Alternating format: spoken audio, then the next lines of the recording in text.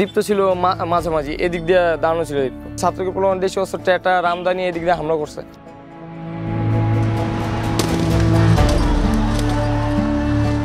এটা ঝালাই দেওয়া, এদিক দিয়ে একবার এইটুকু পুরো ভাঙ্গা পড়ে গেছে।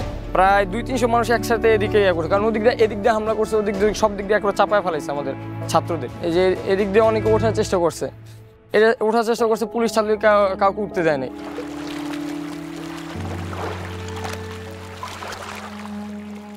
18 জুলাই সকাল 9:30 বাসার থেকে মানে কলেজে গেছিল। ও এখানেই থাকতো, কলেজ তো ওইখানে, কলেজ করেই মানে সন্ধ্যার সময় মানে এখানে ঘুরতো। ওই যে জায়গাটায় মারা গেছে এখানেই বেশি থাকতো। এই নির্মমতা তো বলার মতো না, মানে অনেক ছেলেরাই মানে উঠে গেছে, উঠছিল ওইখান দিয়ে, মানে ওই যে ওই জায়গাটা দিয়ে উঠছিল, পুলিশে বাড়ি দিয়া বা ছাত্রলীগের বাড়ি দিয়ে নামাইছে। আমি এমনই আবার কিন্তু মাঝে আমি বুঝতেই পারলাম না ও তো বিপদে বসে।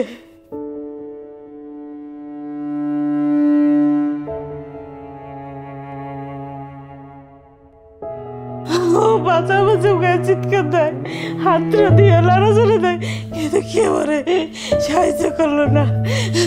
এই তো সবই ভুলে গিয়ে এখন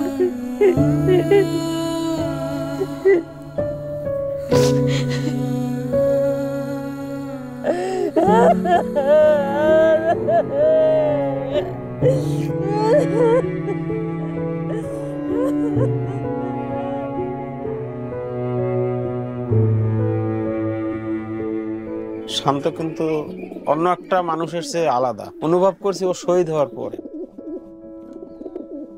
ওর ফেসবুক প্রোফাইলে লেখাটা দেখলাম যে হৃদয়ে শাহাদাতের উচ্চাকাঙ্ক্ষা লালন করে সে হৃদয়ে কখনো হতাশ হয় না। বয়সে ছোট কিন্তু বড় বড় সিনিয়রদের সাথে চলাফেরা করছে।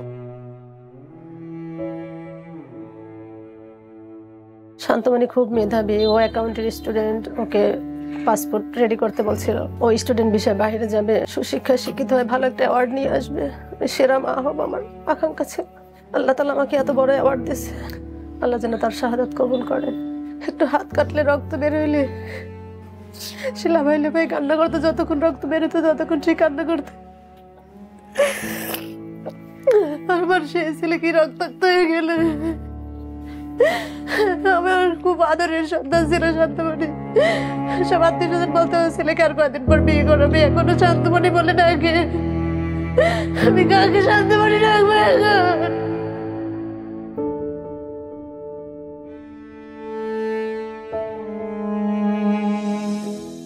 কতটা তুমি হারালে বন্ধু, কেঁদেছে অন্তর।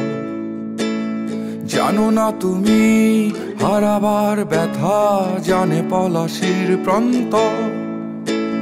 হারিয়ে গেছে যেখানে মায়ের সোনার নোলকখানি, গোলা ভরা ক্ষেতের ফসল, সাজানো ফুলদানি। এ হারানোর বেদনা তুমি রেখো অন্তরে, দেখবে তোমার দুঃখ লুকাবে পলাশির প্রান্তরে।